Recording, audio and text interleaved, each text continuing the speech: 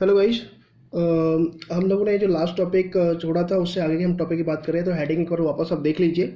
विद्युत विभव तथा प्रकाश विद्युत धारा के मध्य संबंध और ग्राफ की हम बात करने वाले हैं। तो हमने क्या किया था, यही टॉपिक हम स्टडी कर रहे थे और इस टॉपिक में हमने ये पार्ट समझा दिया था कि अगर आप विभव जीरो भी करोगे तो भी प्रकाश विद्युत धारा होगा परिपथ में, और अगर आप क्या करते हो, विभव बढ़ाते हो, कुछ विभव तक बढ़ाते हो तो धारा बढ़ेगा। बट एक नियत मान के विभव के बाद आप विभव कितना भी बढ़ा लीजिए, धारा का मान नहीं बढ़ता है। ये संतृप्त धारा कहलाती है। ये मैंने आपको एक्सप्लेन कर दिया था। अब मुझे ये एक्सप्लेन करना है कि अगर आप विभव का मान जो पहले एनोड को किस में कर रहे थे, प्लस में, ये वाला प्लस वाला पार्ट है और ये माइनस का है। तो अगर एनोड का विभव प्लस में कर रहे थे तो क्या हो रहा था, धारा का मान बढ़ रहा था। बट अगर आप एनोड का मान क्या करते हो, माइनस विभव करते हो, तो धारा का मान धीरे धीरे घटेगा और फिर एक निश्चित वैल्यू पर धारा का मान जीरो हो जाएगा। तो इस पॉइंट पे ये y की वैल्यू, ये y को दिखा रहा है और ये x को दिखा रहा है। तो x पे विद्युत विभव है और y पे प्रकाश विद्युत धारा है। तो इस x की वैल्यू पे, माइनस x की वैल्यू पे धारा क्या हो जाएगी, जीरो हो जाएगी। इसी विभव को हम बोलते हैं निरोधी विभव। तो हमें ये समझाना, फिलहाल आप ये समझ जाइए कि अगर विभव का मान धनात्मक में करोगे तो विभव बढ़ रहा था, एक नियत विभव के बाद धारा का मान नहीं बढ़ता है, जो ये मैंने दिखा दिया था। अगर आप विभव क्या करते हो, माइनस करते हो, धारा धीरे धीरे घटेगा और एक निश्चित विभव पर, माइनस विभव पर ये जीरो हो जाएगा। वही बात हमें डिस्कशन करनी है। आगे देखते हैं। तो हमारे पास जो टॉपिक है वो टॉपिक ये है कि देखिए, मान लीजिए कि यहाँ पर बहुत सारे इलेक्ट्रॉन है, 5 इलेक्ट्रॉन थे और ये सारे के सारे किसकी तरफ गति कर रहे हैं, ये हमारा एनोड है और ये हमारा कैथोड है। तो कैथोड से जब लाइट आपतित हुई थी और इलेक्ट्रॉन निकले थे, जो लास्ट लेक्चर में हमने बताया था, तो सभी इलेक्ट्रॉन के पास एनर्जी अलग अलग है। तो अगर अब मुझे इलेक्ट्रॉन को इधर जाने से रोकना है, परिपथ में धारा प्रवाहित नहीं होने देना है, तो मुझे क्या करना पड़ेगा, तो मुझे क्या करना पड़ेगा, जो इलेक्ट्रॉन इधर की तरफ गति कर रहे हैं अगर यहाँ तक पहुँच गए तो वो तो परिपथ में धारा प्रवाहित कर देगा। बट अगर यहाँ तक नहीं पहुँचे, तो एनोड तक नहीं पहुँचेंगे, तो वो परिपथ में धारा प्रवाहित नहीं कर पाएंगे। ठीक है। तो हम क्या कर रहे हैं, जैसे कि आप समझिए, थोड़ा सा इस प्रकार समझ लीजिए कि अगर इलेक्ट्रॉन यहाँ से निकल रहे हैं और यहाँ पहुँच गए तो वो परिपथ में आगे जाके धारा प्रवाहित कर देते हैं, पूरा ऐसे धारा प्रवाहित कर देते हैं। तो मुझे धारा अगर प्रवाहित नहीं करना है तो मुझे क्या करना पड़ेगा, मुझे इलेक्ट्रॉन को यहाँ पहुँचने से रोकना पड़ेगा। ठीक है।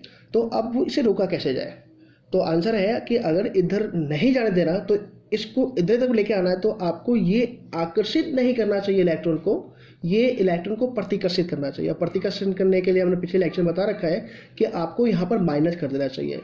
तो एनोड को किस पे लगाना चाहिए, माइनस पे लगा देना चाहिए। ठीक है। और इसको आपको क्या करना चाहिए, इसको आपको प्लस पे लगा देना चाहिए था। ठीक है। तो अब एक क्वेश्चन देखिए, मान लीजिए कि एक इलेक्ट्रॉन है और इलेक्ट्रॉन के पास एनर्जी कितनी है, 1.6 इंटू 10⁻⁻19 जूल। एक इलेक्ट्रॉन है और वो ये एनोड हम मान रहे हैं। तो ये इलेक्ट्रॉन एनोड की तरफ गति कर रहा है, इधर की तरफ गति कर रहा है। अब गति कर रहा है, इसकी बाद एनर्जी कितनी है, 1.6 इंटू 10⁻⁻19 जूल। अगर मुझे इसको रोकना है तो यहाँ पर माइनस तो करना पड़ेगा, और माइनस करना है तो कितना किया जाए, कम से कम कितना किया जाए। तो आंसर है, देखिए कि जब भी हम क्या करते हैं, एनोड को माइनस करते हैं, तो विभव की सहायता से जो ऊर्जा दी जाती है वो आपको पता है कि इलेक्ट्रॉन पर देना है, तो ई इंटू वी। तो अगर आप सोचो, ई की वैल्यू तो आपको पता है कि 1.6 इंटू 10⁻19 कूलम।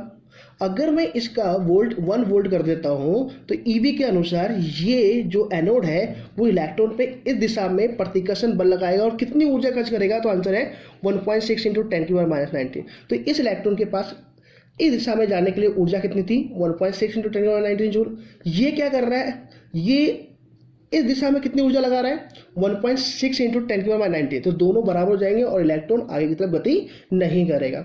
सेम इसी प्रकार अगर आप मान लीजिए किसी इलेक्ट्रॉन के पास कोई इलेक्ट्रॉन है और वो एनोड की तरफ जा रहा है और उसके पास एनर्जी है 3.2 इंटू 10⁻⁻19 जूल। तो अगर फिर रोकना है इसको तो आपको क्या करना पड़ेगा, माइनस। बट अगर आप 1 वोल्ट करते हो तो 1 वोल्ट के अकॉर्डिंग तो ये जो एनोड है वो इतनी ऊर्जा ही विपरीत दिशा में लगाएगा। तो अगर आपको रोकना है, तो अगर आप मान लो आपने 2 वोल्ट कर दिया, तो उससे क्या होगा, उससे इस बार ये एनोड इस इलेक्ट्रॉन पर इस दिशा में कितना कार्य करेगा, कितनी ऊर्जा लगाएगा। तो आंसर है ई की जगह तो हम वही रखेंगे 1.6 इंटू 10⁻⁻⁻ जूल, बट वी की जगह हम कितना वोल्ट कर दिया हमने, 2 वोल्ट। तो टोटल एनर्जी कितनी हो गई, 3.2 इंटू 10⁻⁻⁻19 जूल। इसका मीन्स क्या है कि अगर 3.2 इंटू 10⁻⁻19 जूल वाली इलेक्ट्रॉन को रोकना है तो सामने आपको कम से कम -2 वोल्ट करना पड़ेगा। अगर ज़्यादा करते हो तो रुकेगा ही, बट -2 वोल्ट करना पड़ेगा। तो एक चीज़ क्लियर हो रही है कि अगर किसी इलेक्ट्रॉन के पास ऊर्जा है और वो एनोड की तरफ जा रहा है और उसको रोकना है तो आपको उसी के अनुसार एनर्जी लगानी पड़ती है। अगर उस इलेक्ट्रॉन के पास एनर्जी ज़्यादा होगी तो आपको विभव का मान भी बढ़ाना पड़ेगा। ऐसे ही हमने क्या किया कि एक इलेक्ट्रॉन के पास एनर्जी कितनी है 4.8 × 10⁻⁹ जूल, हमने दोनों केस से बढ़ा दिया है।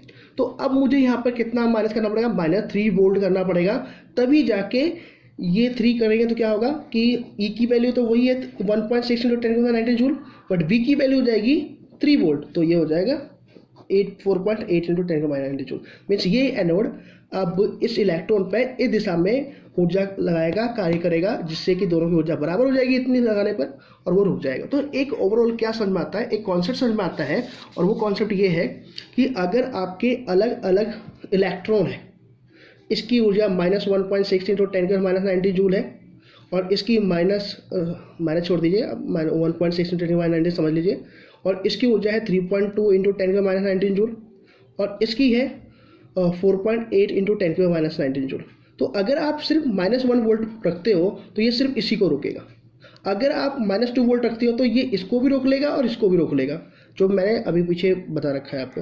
बट अगर -3 वोल्ट कर देते हो, मीन्स इस प्लेट पर आप -3 वोल्ट कर देते हो, तो ये क्या करेगा, इन तीनों को ही रोक सकता है। क्योंकि आप ऐसे ना समझिएगा कि एक इलेक्ट्रॉन को 3 वोल्ट करने पर ये सिर्फ एक इलेक्ट्रॉन लगा सकता है, तो नहीं। इसका आंसर एक्चुअली ये है कि यहाँ सामने एक ऐसी बॉल खड़ी हो गई है जो यहाँ पर कितने भी इलेक्ट्रॉन आ जाए, अगर उन सब की वैल्यू 4.8 × 10⁻⁹ जूल या उससे कम होगी तो वो ये जो एनोड है वो सबको रोक देगा। ये इंडिविजुअल इलेक्ट्रॉन के अकॉर्डिंग डिसाइड नहीं होता, एक एक इलेक्ट्रॉन के अकॉर्डिंग डिसाइड नहीं होता। अगर आपने 3 वोल्ट कर दिया तो ये इस दिशा में हर इलेक्ट्रॉन पे 4 × 10⁻⁹ जूल लगा सकता है। तो यहाँ से क्या कॉन्सेप्ट क्लियर होता है, यहाँ से एक कॉन्सेप्ट क्लियर होता है कि जैसे जैसे अगर इलेक्ट्रॉन है और उनकी ऊर्जा जो है, अगर आपने सबसे ज़्यादा ऊर्जा वाले इलेक्ट्रॉन को रोक दिया तो पीछे वाले सारे इलेक्ट्रॉन भी रुक जाएंगे। वही हमारा कॉन्सेप्ट था। देखिए कि अगर मान लीजिए ये 7 जूल वाला है और 6, 4, 2 जूल और सारे जूल है, तो आपको एक्चुअली रोकना किसको है, तो 7 जूल। तो अगर आपने क्या किया, ऐसे मान लीजिए जो हमारा लेक्चर का पुराना टॉपिक जो बता रहे हैं उसमें मैंने क्या बोला कि यहाँ पे आपके पास 3 इलेक्ट्रॉन थे, फर्स्ट इलेक्ट्रॉन, सेकंड इलेक्ट्रॉन और ये थर्ड इलेक्ट्रॉन। अगर आपने 2 वोल्ट किया, 1 वोल्ट किया, तो क्या होगा कि पहले अगर आपने ऐसा मान लीजिए कि पहले इस पर आपने कोई ऋणात्मक किया ही नहीं था, तो क्या तीनों के तीनों पहुंच जाएंगे? यस, क्योंकि तीनों के पास एनर्जी थी, वो तीनों पहुंच गए और धारा तीनों के कारण प्रवाहित हो जाएगी। बट अगर आपने -1 वोल्ट कर दिया तो ये तो रुक जाएगा, बट अभी भी कितने इलेक्ट्रॉन जाएंगे, 2 इलेक्ट्रॉन। मतलब -1 करते ही धारा इलेक्ट्रॉन के बराबर में कुछ कमी आ गई है, एक इलेक्ट्रॉन नहीं जा रहा, 2 इलेक्ट्रॉन जा रहे हैं, तो धारा का मान घटेगा। बट अगर -2 वोल्ट करते हो तो क्या होगा, -2 वोल्ट किया तो हमने क्या हुआ कि ये इलेक्ट्रॉन और ये इलेक्ट्रॉन ये दोनों भी रुक गए, तो अब सिर्फ आगे कौन गया, एक। तो धारा कितने कारण प्रवाहित होगी, एक के कारण। बट अगर -3 वोल्ट करते ही क्या हुआ, तो ये भी रुक गया। इस कंडीशन में कोई धारा प्रवाहित नहीं होगी। तो अगर किसी परिवर्तन में ये तीनों इलेक्ट्रॉन होते हैं, उनकी ये ऊर्जा होती और हम एनोड को -3 वोल्ट पर रख देते हैं, तो परिवर्तन में कोई धारा प्रवाहित नहीं होती और इस विभव को 3 वोल्ट को हम बोलते हैं निरोधी विभव। ठीक है। ऐसे ही मैंने क्या बोला कि अगर आप मान लीजिए 7, 6, 4 और 2 जूल वाले सारे एनर्जी वाले पार्टिकल है, तो इलेक्ट्रॉन है, और अगर आप ये सारे इधर जा रहे हैं तो आप क्या करोगे, अगर आपने कुछ इतना वोल्ट माइनस में लगाया जिससे कि ये सिर्फ 2 जूल तक इस दिशा में लगा रहा, कार्य कर पा रहा है, ऊर्जा लगा रहा है, तो ये सिर्फ 2 जूल वाले तक के सभी इलेक्ट्रॉन को रोक देगा। अगर आपने कोई विभव बढ़ाया तो हो सकता है वो 4 तक को रोक दें, और बढ़ाया तो हो सकता है वो 6 तक को रोक दें। बट अगर आपने विभव का मान इतना कर दिया जिससे ये इस दिशा में कितना कार्य कर सके या कितनी ऊर्जा लगा सके, तो आंसर है 7 जूल लगा सके, तो इसका अधिकतम ऊर्जा वाला जो इलेक्ट्रॉन है उसकी एनर्जी कितनी है, 7 जूल। तो ये रुक जाएगा तो पीछे वाले सारे इलेक्ट्रॉन भी रुक जाएंगे और धारा प्रवाहित होना बंद हो जाएगा। यही हमारा निरोधी विभव होता है। तो हमारा जो ग्राफ था, उस ग्राफ में हमने क्या बताया था आपको कि देखिए कि आपने क्या किया, यहाँ तक तो मैंने बता दिया था कि अगर आप क्या करते हो, आप विभव -1 वोल्ट करते हो तो धारा यहाँ से घट जाएगी, -2 वोल्ट करते हो तो धारा और घट जाएगी, -3 वोल्ट करते हो तो धारा और नीचे आ रही है। और एक निश्चित वैल्यू पर ये हर धातु के लिए अलग होगा और हर फोटोन के लिए भी अलग अलग होगा। अलग अलग प्रकाश के लिए भी अलग होता है। तो हर धातु के लिए एक कंडीशन ऐसी आएगी जो वो विभव लगाते ही उस परिपथ में कोई धारा नहीं प्रवाहित होगी। यही डायग्राम है। तो यहाँ से आपको क्लियर समझ में आ रहा है कि जैसे जैसे माइनस विभव बढ़ा रहे हो ये लाइन नीचे की तरफ आ रही है। और नीचे की तरफ मतलब क्या है, जैसे यहाँ पर ये वैल्यू आ गई, इस पे ये वैल्यू आ गई, इस पे ये वैल्यू आ गई, इस पे ये वैल्यू आ गई और यहाँ पर 0 हो गई। तो जैसे जैसे माइनस बढ़ाते जाओगे धारा का मान घटता जाएगा, घटता जाएगा, घटता जाएगा और एक निश्चित पर वो शून्य हो जाएगा। तो ये शून्य किसके अकॉर्डिंग हो रहा है? तो आंसर है ये जो शून्य हो रहा है वो अधिकतम ऊर्जा वाले इलेक्ट्रॉन के अकॉर्डिंग डिसाइड होगा और अधिकतम ऊर्जा जिस इलेक्ट्रॉन को मिल रहा है उसके अकॉर्डिंग डिसाइड होगा।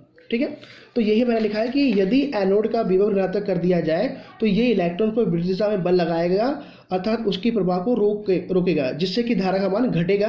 यदि स्टार्टिंग में ऋणात्मक विभव का मान कम होगा तो ये कम ऊर्जा वाले इलेक्ट्रॉन को रोकेगा, परंतु यदि अधिक ऊर्जा वाले इलेक्ट्रॉन को प्रवाहित होने देगा और धारा प्रवाहित होगी परंतु कम हो जाएगी। यदि ऋणात्मक विभव का मान बढ़ेगा, अगर हम विभव का मान बढ़ाते हैं ऋणात्मक में एनोड का, तो ये अधिक ऊर्जा वाले इलेक्ट्रॉन को भी रोकेगा और एक ऋणात्मक विभव के कारण एनोड विपरीत दिशा में इसी ऊर्जा को लगाएगा जो सबसे अधिक ऊर्जा वाले इलेक्ट्रॉन को के बराबर हो जाएगा एवं उसे वो रोक देगा। अर्थात क्या कहने का मतलब था कि जितने ज़्यादा सबसे ज़्यादा वाले एनर्जी वाले इलेक्ट्रॉन के अकॉर्डिंग ही एनोड पर माइनस और ऋणात्मक विभव लगाया जाता है। अगर वो रुक गया तो परिपथ में सारी धारा खत्म हो जाती है। तो अगर माइनस में एनोड का विभव बढ़ाते जाओगे तो धारा का मान धीरे धीरे कम होगा और एक निश्चित मान पर, और ये मान किससे डिसाइड होगा? अधिकतम ऊर्जा वाले इलेक्ट्रॉन के द्वारा उस पर धारा प्रवाहित होना बंद हो जाएगा। तो फिलहाल हम इस लेक्चर में इतना ही डिस्कशन करेंगे और नेक्स्ट लेक्चर में हम नेक्स्ट टॉपिक की बात करते हैं। Thank you.